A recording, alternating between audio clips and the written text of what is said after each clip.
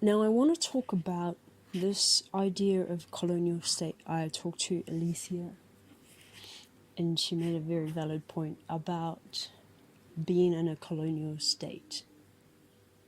Still, because we are still being colonized.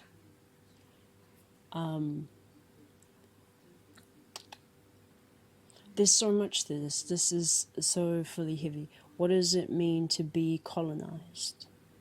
Even as a developed country, what does it mean to be colonized? First, let's look at indigeneity. Indigeneity isn't an era in time.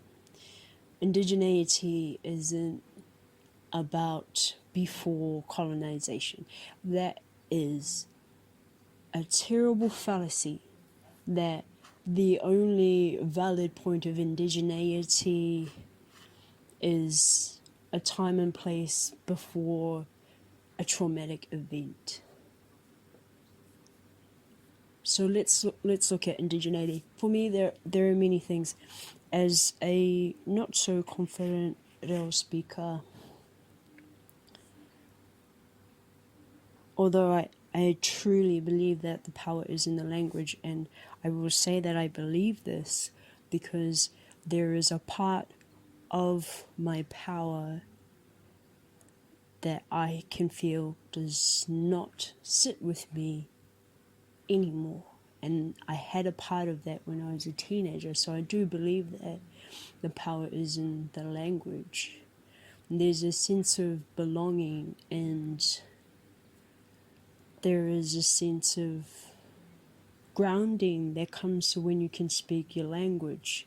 It's almost like you can even relate it to English. When you learn a new word, perhaps, or when you're reading a contract, or when you're reading something else, when you go to a seminar and you're listening to someone, you have no idea what they're talking about. You don't understand their words, you don't understand the structure of their dialogue, or the way that they're setting up their frames, or their inside jokes.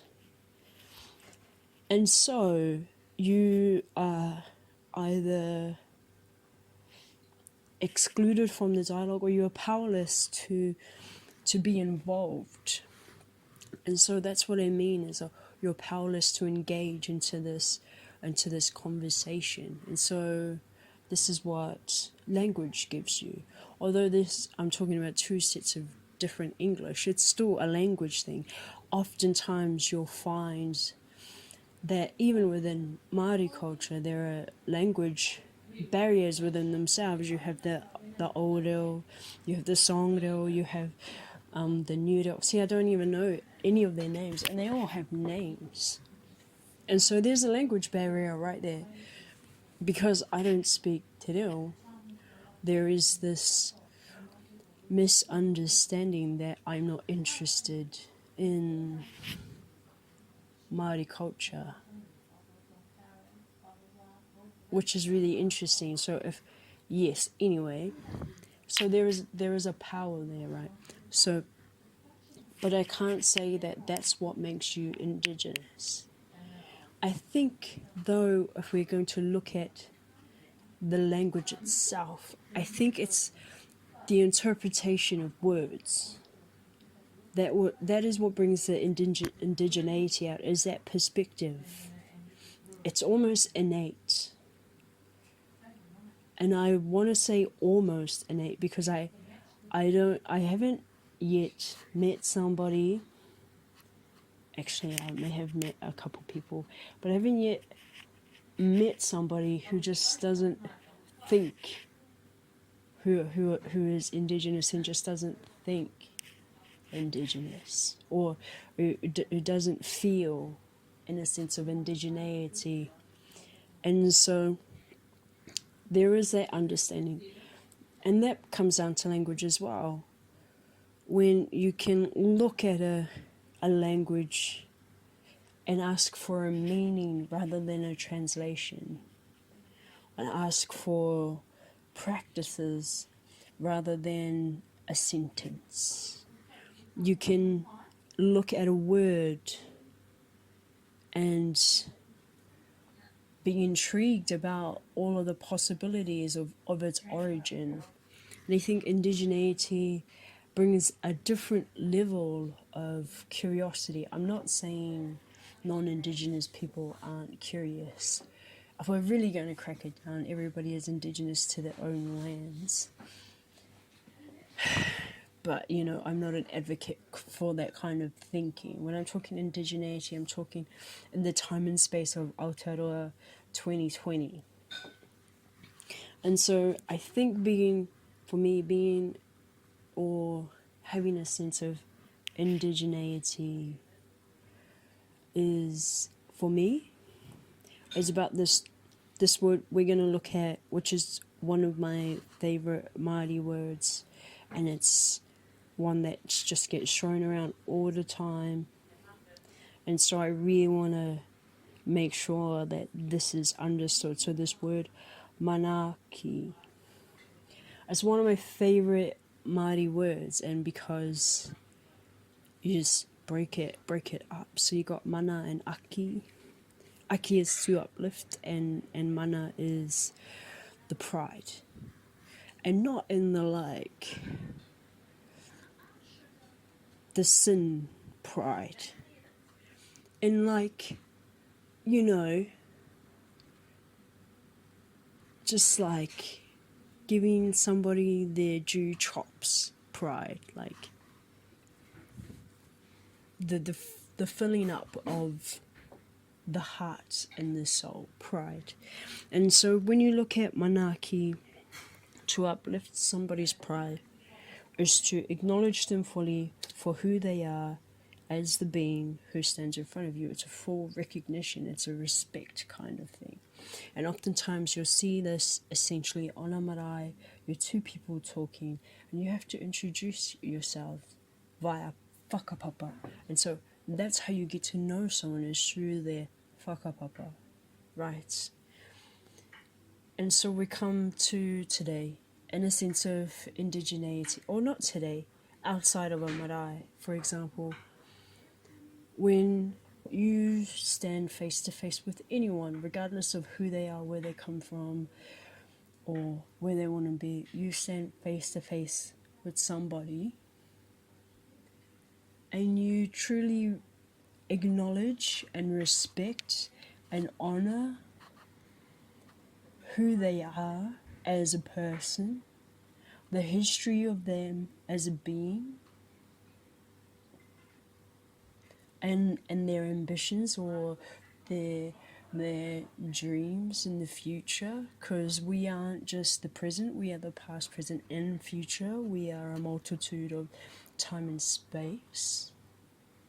That is when you truly manaki someone.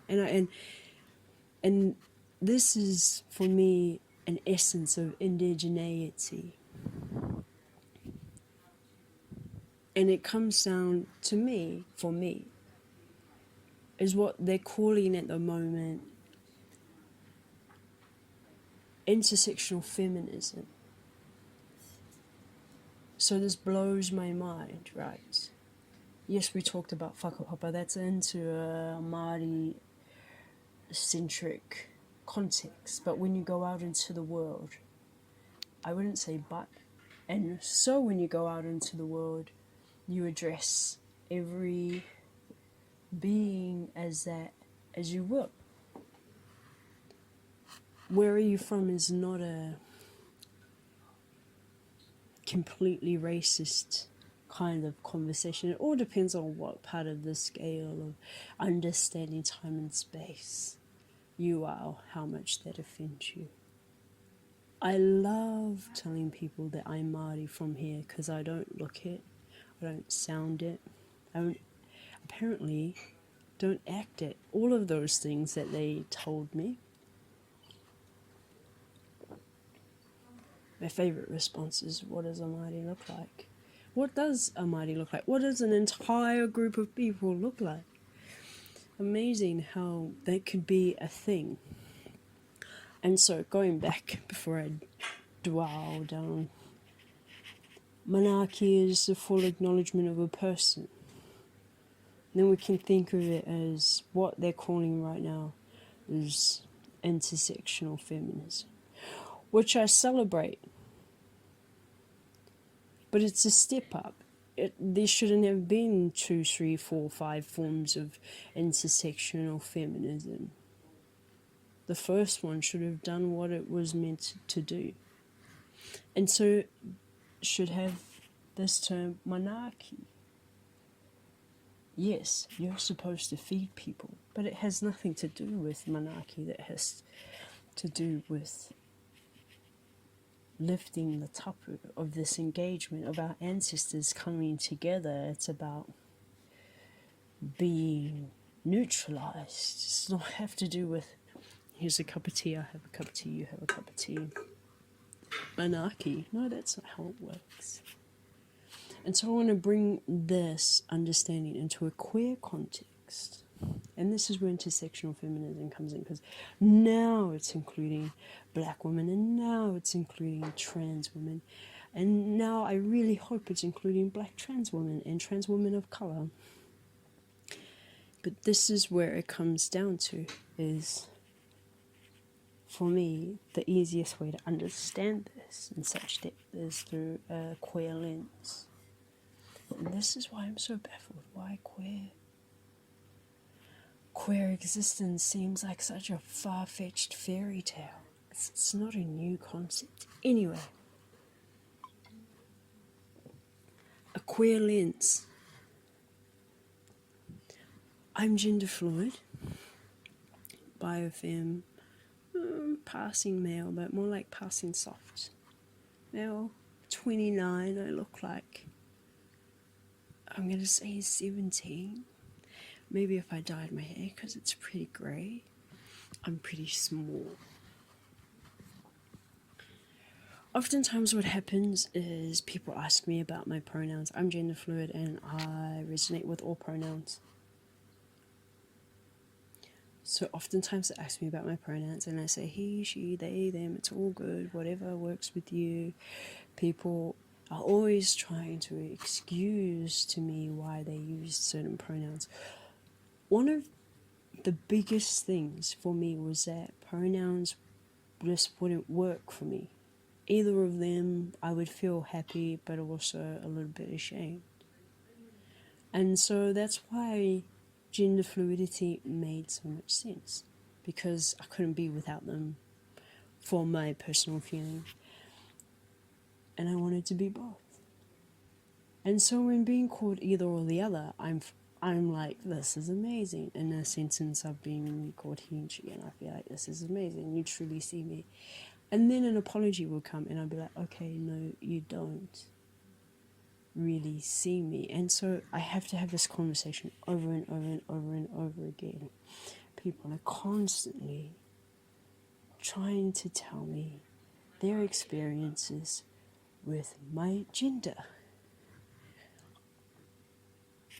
And if you really saw me, you would know either way is fine. And so that's where for me it exists. Where monarchy can exist. You don't have to buy me a cup of tea and sit me down and introduce me to your entire whakapapa. Just see me and act like you see me. And I will see you and act like I see you. And I think regardless of how you practice this and how indigenous you are, for me, this is a big essence of indigeneity.